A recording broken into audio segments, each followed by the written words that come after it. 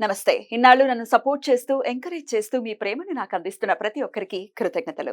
అలాగే ఈ వీడియో కూడా ఖచ్చితంగా మీకు ఉపయోగపడుతుంది. లైక్, షేర్ అండ్ సబ్స్క్రైబ్ చేసి మీ సపోర్ట్‌ని నాకు అందించండి. అలాగే ఈ వీడియో పట్ల మీకున్న అభిప్రాయాన్ని కామెంట్ సెక్షన్‌లో కామెంట్ చేసి తెలియజేయండి. ఇప్పుడు వీడియోని చూద్దాం. నమస్కారం. రేపటి విశిష్టతను ఇప్పుడు చూద్దాం. రేపు 10వ తారీఖు మార్చి నెల 2025వ సంవత్సరం సోమవారం. శ్రీ క్రోధినామ సంవత్సరం ఉత్తరాయణం శిశిర ఋతువు పూర్వభాద్ర కార్తె. రేపు పాల్గొన మాస శుక్లపక్ష ఏకాదశి తిథి ఉదయం 7:44 వరకు, తదుపరి ద్వాదశి తిథి. పుష్యమి నక్షత్రం రాత్రి 12:51 వరకు, తదుపరి ఆశ్లేష నక్షత్రం.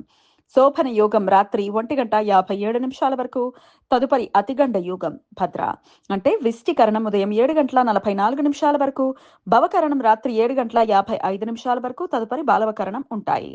సూర్యుడు కుంభరాశిలో పూర్వభాద్ర నక్షత్రంలో సంచరిస్తున్నాడు. చంద్రుడు కర్కాటక రాశిలో సంచరిస్తాడు. నక్షత్ర వర్జం ఉదయం 8:14 నుండి 9:53 వరకు, అమృతకాలం సాయంత్రం 6:12 నుండి 7:52 వరకు. హైదరాబాద్ ప్రాంతం వారికి రేపు సూర్యోదయం ఉదయం 6:28 సూర్యాస్తమయం సాయంత్రం 6:25 చంద్రోదయం మధ్యాహ్నం 3:09 చంద్రాస్తమయం రాత్రి 4:33 అభిజిత్ ముహూర్తం మధ్యాహ్నం 12:03 నుండి 12:50 వరకు, దుర్ముహూర్తం మధ్యాహ్నం 12:50 నుండి 1:38 వరకు, మరలా మధ్యాహ్నం 3:14 నుండి సాయంత్రం 4:02 వరకు. రాహుకాలం ఉదయం 7:58 నుండి 9:27 వరకు. గుళిక కాలం మధ్యాహ్నం 1:56 నుండి 3:26 వరకు. యమగండం ఉదయం 10:57 నుండి మధ్యాహ్నం 12:26 వరకు. రేపు అమలిక ఏకాదశి.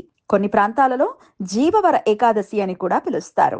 బ్రహ్మాండ పురాణం ప్రకారం పాల్గొన మాస శుక్లపక్ష ఏకాదశి రోజున అమలిక ఏకాదశి వ్రతం జరుపుకోవటానికి ప్రశస్తమైనది అని కథనం. విష్ణుమూర్తి, లక్ష్మీదేవి ఉసిరిక చెట్టు దగ్గర నివాసం ఉంటారని భక్తుల విశ్వాసం. కాబట్టి రేపు భక్తులు ఉపవాసం ఉండి ఉసిరిక చెట్టును, లక్ష్మీనారాయణులను పూజిస్తారు. ఈ వ్రతం ఆచరించడం వలన సకల శుభాలు, సంపదలు కలుగుతాయని నమ్మకం.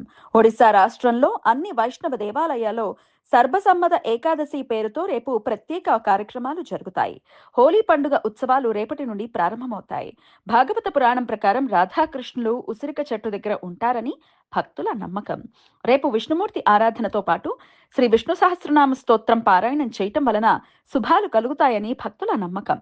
రేపు ఉపవాసం ఉన్న వారికి ఎల్లుండి పారణ సమయం ఎల్లుండి సూర్యోదయం నుండి ఉదయం 8:13 వరకు ఉంటుంది.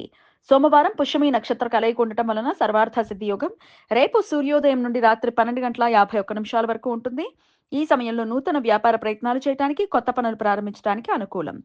ఏకార్గల దోషం రేపు మధ్యాహ్నం 1:57 నుండి రాత్రి 12:51 వరకు ఉంటుంది. అతిగండ యోగం జరుగుతున్న సమయంలో రవిగ్రహం పూర్వభాద్ర నక్షత్రంలోనూ, చంద్రుడు పుష్యమి నక్షత్రంలోనూ సంచరిస్తున్నప్పుడు ఈ దోషం ఏర్పడుతుంది.